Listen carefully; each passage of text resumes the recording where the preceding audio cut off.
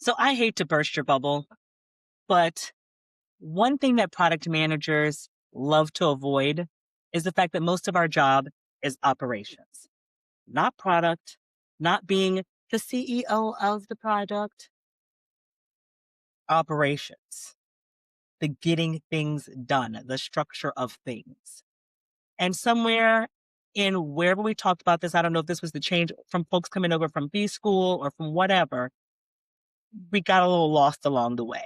And we didn't want to talk about the deeply unsexy and unglamorous part of operations. However, I love talking about this stuff, so we're going to talk about it today. My name is Karen Young. I am the founder and president of the Professional Adult, where we focus on building people, building teams, and building solutions. I love product operations. So let's name the thing, if you will. So for a lot of PMs, their week starts out with a couple of hours at the start of the week for alignment meetings. We're not talking strategy, we're talking alignment. Making sure, are we all on the same page for what we're building? Why are we all on the same page? Okay, making sure, oh, you're not on the same page, just get back on. That's your Monday. Tuesday, here you are being triaged between a process that broke down between engineering and design, where everyone thought they were speaking to each other, but they weren't. And you have to come in and translate and triage. Wednesday, you spend all day writing documentation. Now, mind you, this is documentation that should have been here already, but it isn't. So you take it upon yourself to go, okay, well, it needs to be written by somebody. It's going to be me. Thursday, you're doing prioritization again for the third time. Friday, you might get a little bit of product thinking in there, but by the time that rolls around, you're just ready to call the day. So does that week sound normal to y'all? Does that sound right? It shouldn't. And I'm not here to make anybody feel bad about this at all. I just want to highlight that there are so many opportunities in that week that we think are just standard PM things that frankly, operations needs to step in and provide some framework and some structure around that work to help the PM spend their time doing the things they actually want to do. And that is looking at how you're building a new product, looking at how you're getting this new feature set in, getting feedback from customers, deciding if things are working, checking your metrics, the things that PMs should be doing. You're not, because you're doing all the stuff that operations should be doing. So here's where having a good prod ops person is fantastic. So here's what we're going to talk about. And I love it. I love it. I love it. I love it. So here's what happens when you avoid ops work, because we talk about ops and everybody feels like it's a lower thing to talk about. It isn't, but everyone is in their feelings about it. So when you avoid ops work, you don't actually build the systems. You've kind of punted off the same way we talk about technical debt. That friction is still always there. Every sprint has the same problem. Every alignment meeting has the same issue. You're going back and you're making the same processes over and over and over again. And you just become really stressed out and you're not really sure why. Because you need structure and you need that framework and you need someone to put that in place for you so you can think about other stuff. So let's talk a little bit about how we put that together. Now, before we talk about that, let's talk about the giant elephant in the room. The giant elephant in the room is AI. And I will not get on my high horse about AI in this video, but AI is just a series of tools. It's not going to fix everything. It does not fix the human mind. It does not fix your creativity as a PM. It does not take away the work that you do as a PM, and it shouldn't. And anybody who tells you that AI can replace your work as a PM is a liar.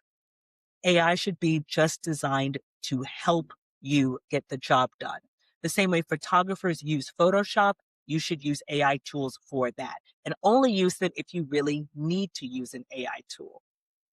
So I know everybody, their grandma and their sisters trying to put AI into everything. But right now it feels a little bit like a solution looking for a problem. But if you can find a really solid use for AI, fantastic.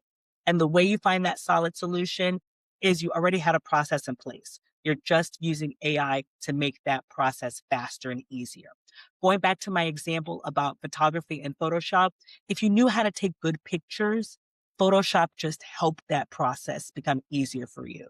Technically Lightroom, I think, but still. If you are not a good photographer, Photoshop's not going to make you a good photographer. The same thing is true with AI. So think about where your AI stack is right now. Do you have a system that works? And do you want to make it faster? Or are you hoping that the tools will make the system for you? Because if the question that you're looking for is actually the latter, that's a very, very different issue than if it's the former. If it's the former, I can actually really help. If it's the latter, you need to take a step back before you get to any AI. So use it as a tool, not as the structure itself. So let's make a quick little shift here. Let's talk about what happens when the PM actually owns the op work. So what happens when you either bring in an ops person like me as an ops consultant, or you hire an ops person? What you do is you stop making things harder on yourself. Planning doesn't take an hour anymore. You're just coming in and confirming what you're doing. Onboarding doesn't take months. It could take days.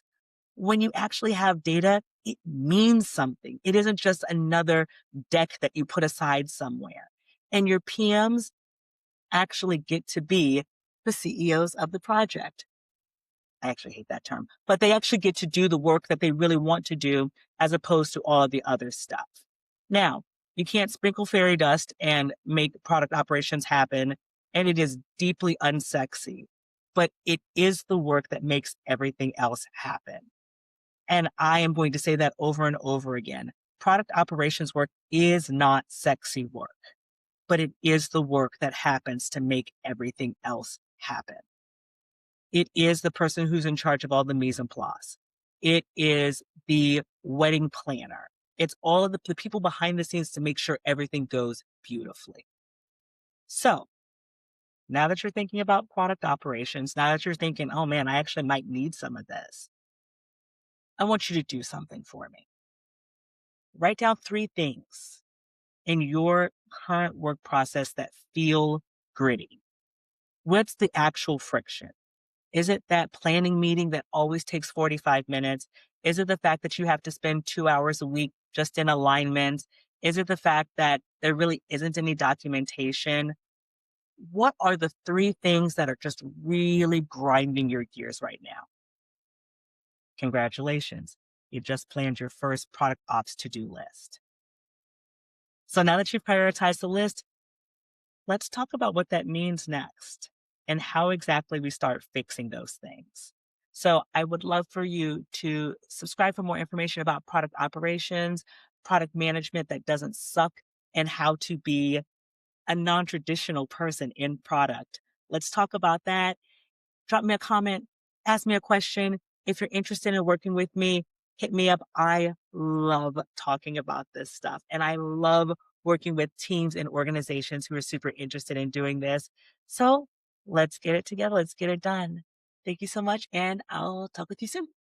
Bye.